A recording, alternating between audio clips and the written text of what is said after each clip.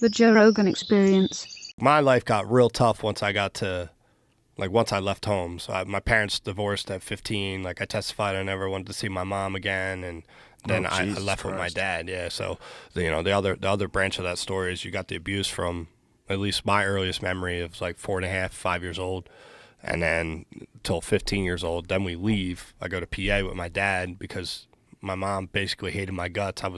It was such a divided family. It was the girls and my mom that we lived like the farm life. Like I grew up a farm boy, and against like my dad and the fighter, right? Like I was a puppet, and I just mimicked everything that he said. But I chose my dad because I didn't want to lose wrestling or jiu-jitsu or boxing and everything. But then when I got up, giving you meaning. But then when I got up to PA, he had already had a girl he was laid up in. That it was like that's all that mattered to him.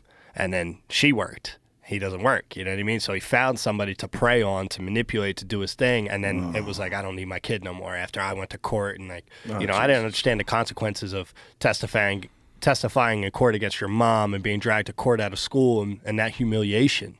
I didn't talk to my mom and my sisters for years. And we don't talk currently. We haven't talked since before I got in the UFC, and we haven't talked since before I broke my arm. Wow. Because I knocked my sister's boyfriend out for being a meth head. Oh, Jesus. Yeah. Yeah. So, yeah, it is what it is. But yeah, man, I mean, once I moved up to PA, that was the worst. Like, that short span from 15 to, like, 18 was like, man, like, I was out.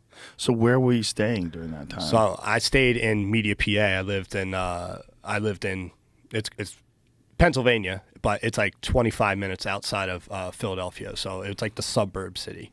Honestly, it's like it's not bougie, but it's like a towny, nice town. Mm-hmm. And, everything was new to me. I came from a school of 330 kids. I got into high school. I was in a school of like 1,600 kids across 4 grades. But they were all like preppy fuckers. Like, kids down in South Jersey where I grew up, they were all fighting each other, like beating each other up, jumping each other after school. Up here, everybody would talk shit, and nobody would fight. So it was like it was a weird thing for me to adjust. I didn't have friends. I didn't have a phone like until I started getting a job. And yeah, man, it was weird. It was really weird. I lived in a 2-bedroom apartment, and my dad, his girl at the time, he's married to now, and her 2 daughters, we all lived in a 2-bedroom apartment. Oof. You know what I mean? So it was just like it was a terrible living situation. And then the beatings, man, I swear to God, he used to beat me up just to prove that he could beat me, and show his girl that he was tough and he, like nobody could fuck with him type of deal. And it was just like, man, so it got real dark, man, and started like stomping me, broke my teeth. I had two crowns, because of him, because of breaking my teeth. And I would curl up. Like, he would punch me like a grown man, but I would curl up. He would throw uppercuts. Like, that's how intent this guy was on getting me. And the last fight we had, it was over a fucking game called Uncharted 3. And we were playing co-op. But because I would get more kills than him, this is the kind of shit he would rage at. And mind you, throughout all these years, right, he's on SSD. The reason being, he had a car accident. He was an oil truck driver. I forget the story of who blew the light, but when he was going through the light, he got T-boned, or he T-boned somebody, blew out his back, had to get surgery. Apparently it failed.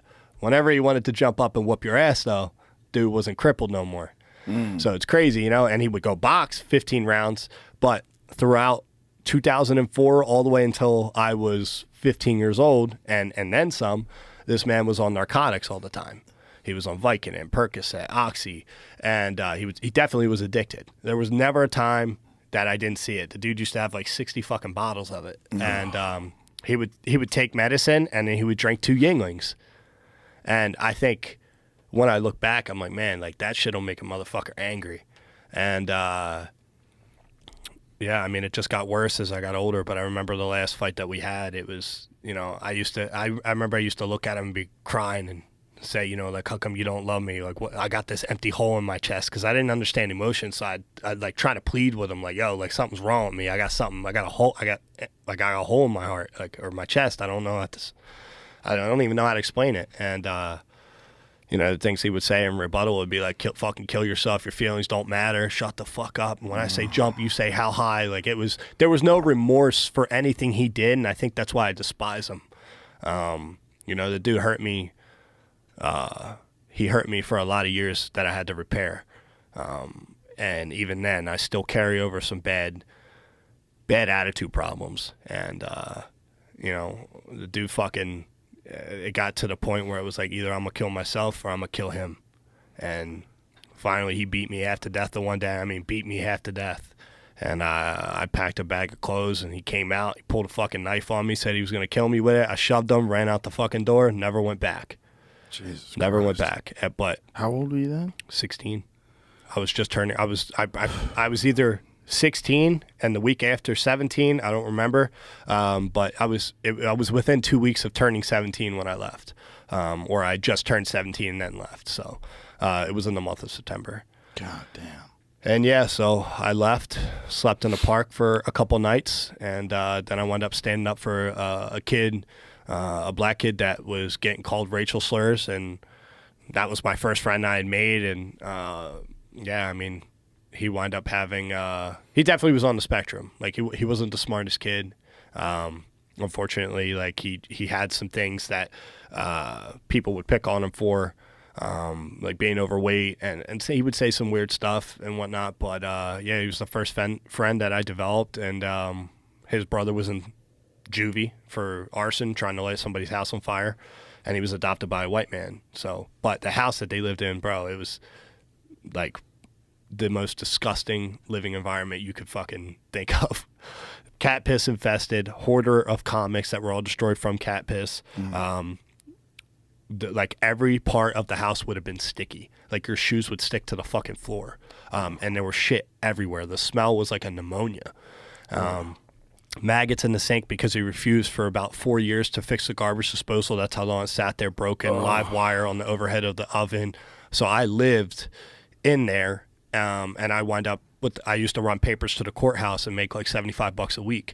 So every time I would make a little bit of money, and his dad would give me some money sometimes to like try and help like straighten up the house, and I would buy bleach and fucking bleach shit and try to clean. And bro, it was disgusting. Like you could wash your clothes 6 fucking times and it would still smell like cat piss and pneumonia.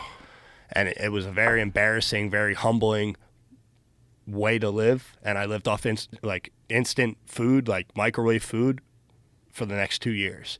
All my wrestling high school years and the next 2 years that I was there, everything was either donated food from my wrestling coach, Will Harmon, who fucking, man, that was my saving grace when I went to that school. I don't want to miss that part. Like, that's important to me. That man is the whole reason I'm in the UFC now. Wow. So, goddamn, dude. Those were the living conditions, man. Like, I mean, fucking. And my wrestling coach would come to the house, then I had truancy officers coming after me because I missed so much school. It was either DIFUS or some child services at a certain point that was like, who's taking care of you? Who's your caregiver? And, I had a nasty response for him, and nothing kind of came of it. But it was like, do I look like I'm fucking unhealthy? I remember slamming the door in the woman's face because I thought they were going to try and take me from the house. Oh. But yeah, man, it was shitty times, and life beats you up in ways that you're not prepared for, and doesn't change. No matter how much money you make, no matter you're here, there's always going to be a problem. It's just how you roll with it. So, well, for sure. But having been through the problems that you've been through, I guarantee you know how to navigate problems better than most people. I voice it a lot, People always think I'm bitching. But I'm bro, and I am. Sometimes I bitch, because that's my way of coping. I'll put it out there so it's not stuck inside. And that's something that's worked for me. I say a lot of things that I feel. And as long as I get it out, I'm happy, you know what I mean? Or at least I'm settled. I don't have that, like, anger, like, waiting to explode, That's the worst. Did you ever think of where you would be if it wasn't for martial arts in that same kill situation? Myself. I would kill myself, 100%. I struggled even when I had it, And that's the... It's one of the only things that gets people out. Yeah, I just didn't see a life for me, man. I was so stupid. And when I say stupid, like the whole time that my dad's a stay-at-home dad, and I want to give credit to my mother too. My mother, I never really felt like loved me that much. And, you know, it is what it is. But my mom worked her ass off, and that's why I get my work ethic. That woman held 2 jobs. She did what she could to provide. She wasn't, you know, she wasn't a bum. She tried. And she did the best she could with a dude like that. You know what I mean? She never had another man, still hasn't had another man to this day. She was married to him for 20 years. They had 5 blood kids. And, yeah, I mean, I owe my mom respect for that because she's a hard-working woman. And didn't matter if she used to work at ShopRite, Home Depot. Those were her 2 jobs, and then CNA, and you know she did what she could. You know, so I respect her for that. And yeah, I mean, fuck, man, that dude was not teaching us homeschool is my point for years. You were afraid to ask him to fucking give you a spelling bee because he was sitting at the fucking computer playing games. So if you did it, what the fuck do you want? What the fuck are you bothering? Like, it was always a huge like explosion. So you're a kid. And you know from getting beat by this person, it's like, I don't want to make him mad. He might fucking slap me. He might hit me. He might do something. So all of us were scared. We didn't fucking learn anything. I tested to get in public school. Motherfucker, they held me back. I was dumb as shit. Like, it is what it is. So, yeah, I mean, so my point is making light of something, you know, dark, you know, but then coming back to the dark side, man, if I didn't have MMA, I don't think I would be successful. I don't think I would have been strong enough. I don't think I would have had confidence, and I think life would have broke me, man. I think I would have taken, you know, the easy way out.